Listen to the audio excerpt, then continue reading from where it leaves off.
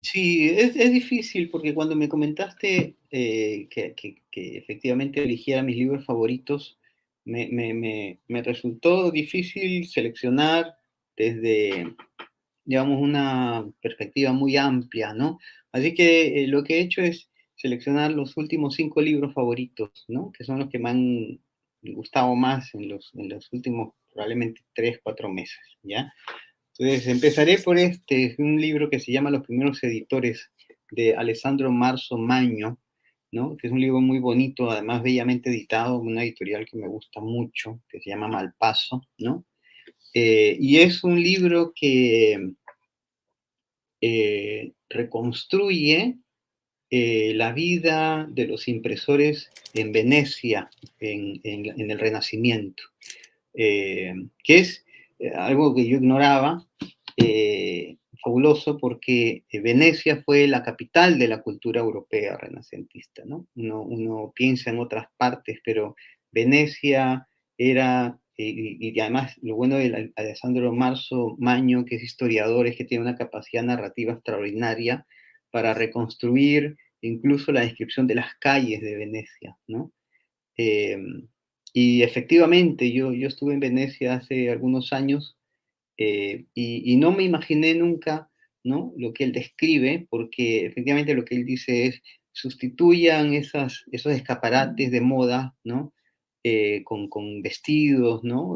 Joyas, etcétera, por libros, ¿no? Y eso era Venecia en la edad renacentista, los objetos de lujo que eran los libros en esa época, ¿no? Cómo se exhibían, ¿no? La convocatoria extraordinaria de turistas y de visitantes que tenía Venecia, y toda la economía de Venecia giraba en torno al libro como objeto, ¿no? Y es muy bello pensar eso en una época en donde el libro efectivamente pierde fuerza, ¿no? Y pierde importancia material, ¿no?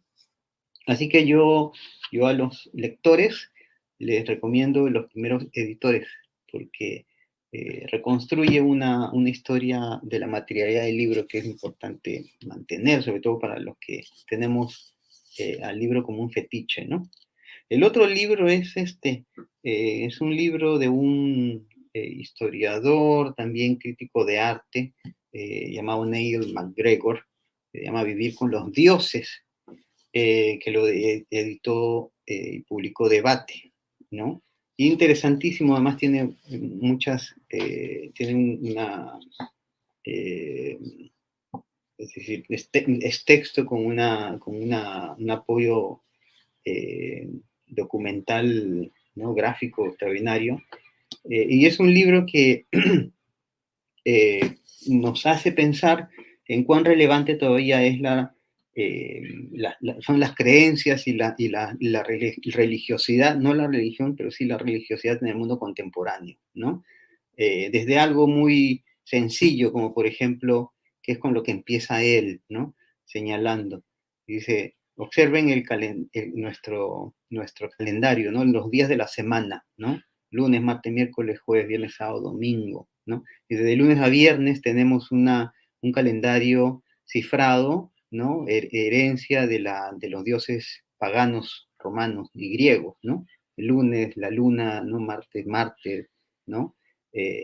Venus el viernes, etcétera, ¿no? Todo nuestro calendario semanal, ¿no? Responde a simbologías religiosas que se han fosilizado, ¿no es cierto? ¿Sí? Mientras que el sábado es el día del Sabbat, que viene de la tradición judaica, ¿no? Y el domingo es el día del Domenicus, ¿no? Del día católico sagrado ya, ¿no? Así que es interesante, ¿no? Porque efectivamente vivimos en una época en donde damos por hecho una secularización, ¿no? De nuestra vida cotidiana, y él lo que hace es mostrar en costumbres, ¿no? Invisibilizadas por la costumbre, por lo cotidiano, ¿no? Esta especie de registro, ¿no? Fósil de la creencia religiosa, ¿no? Y más o menos por allí me interesó también este libro de una filóloga, ¿no? Profesora de la Universidad de Siena en Italia, que se llama Ginebra Bompiani, y un libro que se llama La otra mitad de Dios, que es extraordinario, probablemente es el libro que más he disfrutado de todos estos, eh, y es fabuloso, nuevamente, tiene una capacidad narrativa extraordinaria. Notarán que no leo tanta ficción, pero mis historiadores favoritos y todos los críticos que leo tienen una capacidad narrativa poderosísima, ¿no? Es decir, tienen un gusto extraordinario para argumentar y para construir frases, ¿no? Los historiadores planos no me interesan, pero Bompiani tiene, ¿no?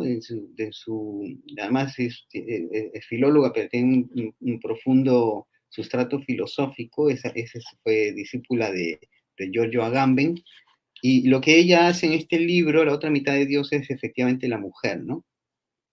¿Dónde está la mujer en esa creación masculina de los dioses primarios, ¿no? ¿Por qué los dioses tienen esa, masculinizados en las grandes religiones, ¿no? La judía, por ejemplo, o la griega, en donde predomina el panteón, ¿no? De Zeus, ¿no?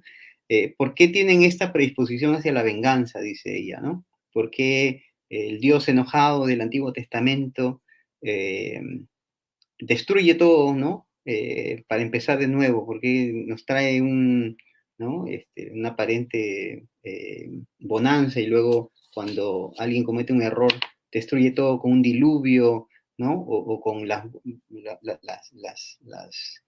destrucciones de fuego en Sodoma y Gomorra, ¿no? Dice ella, ¿por qué ¿no? ¿Por qué aceptamos tan fácilmente estas narrativas de violencia, ¿no? Porque ella lo que hace es vincular esas narrativas con la violencia que se vive en el presente, ¿no? Que es muy actual, por cierto, ¿no? Con todas estas guerras, ¿no?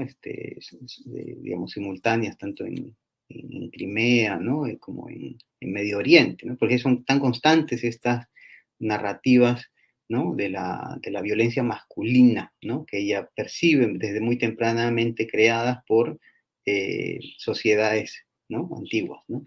Y efectivamente Agamenón también, ¿no?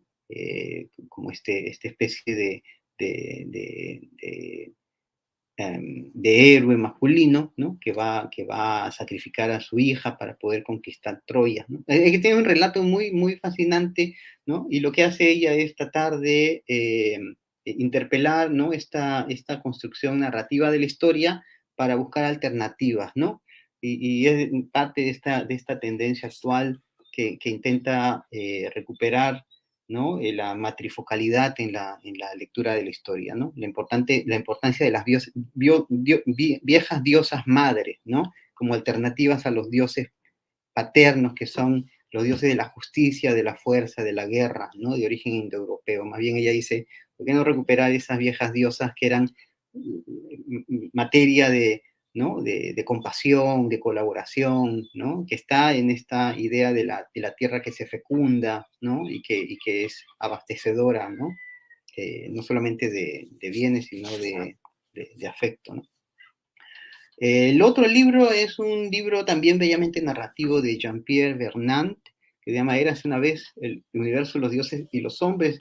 Últimamente leo mucha mitología griega y lo que hace Vernant, que es un helenista extraordinario, es escribir un libro, dice él al comienzo, recontando de un modo oral todos los mitos de la antigüedad, ¿no? Para que lo entiendan niños y jóvenes y adultos con curiosidad, ¿no? Él cuenta una anécdota, dice que su nieto, esto lo escribió él cuando ya tenía más de 80 años, le pedía una historia cada noche y él fue contando de los mitos, ¿no? Que eran su materia de estudio académico, ¿no?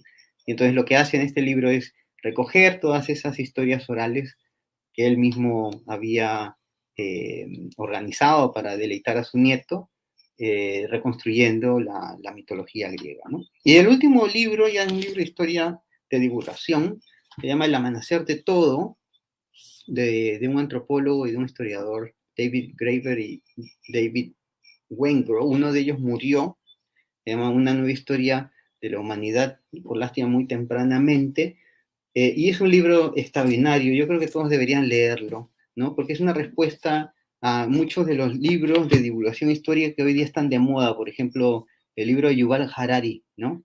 Sapiens, ¿no? Ese es un monumento, ¿no? Es un libro voluminoso, ¿no? Que se dedica a desmontar, ¿no? falsedades históricas que hoy en día circulan como incluso académicamente válidas, ¿no? Y entre una de las cosas que a mí me parecieron extraordinarias de este libro es que, por ejemplo, lo que él hace es pensar la historia europea. Hoy en día damos por hecho que la historia europea nos dio la ilustración, ¿no? Que todos esos valores de libertad, de democracia, de igualdad, ¿no? Provienen del mundo europeo como una especie de ladrillo sobre la cual se ha fundamentado toda la sociedad liberal, ¿no? Y ambos dicen eso es falso, ¿no? Esos discursos surgen del encuentro de los pueblos indígenas y Europa, ¿no? Y lo documentan muy bien, ¿no? Porque cuando los europeos llegan a América, se encuentran con sociedades que pensaban muy distinto a ellos, que eran, para empezar, monarquistas absolutos, ¿no? Que no ponían en cuestión esa relación, ¿no? De docilidad y de servidumbre al monarca, ¿no? Y esto me recordó, claro, cuando uno lee, por ejemplo, ese ensayo extraordinario de Montaigne que se llama Los caníbales, ¿no? Y dice Montaigne, claro, pues los caníbales son, ¿no? Prejuiciosamente juzgados por todos nosotros, pero los caníbales son gente prudente, gente con sentido común, ¿no? Por ejemplo, se encuentra Montaigne porque lo que ocurre es que los indígenas son invitados, ¿no? por los sacerdotes al imperio francés, ¿no? No hay que olvidar que Francia tuvo colonias en el norte de América, ¿no?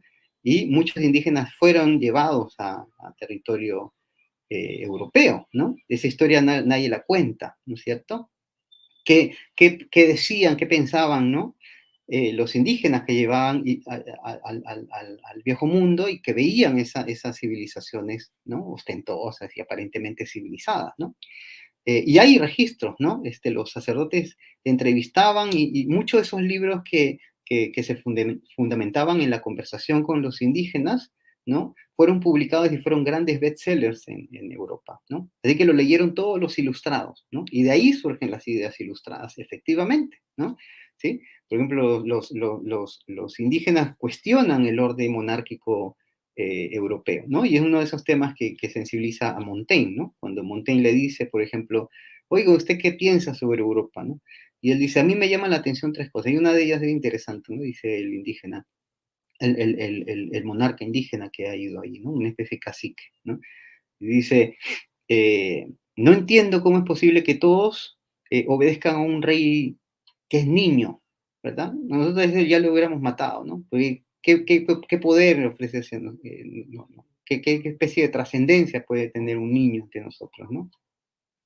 Eh, sí, pues no entiende eso, ¿no? Porque el poder se sustenta en otras características, ¿no? No la herencia, sino el valor personal, por ejemplo, ¿no? El valor, la fuerza, ¿no?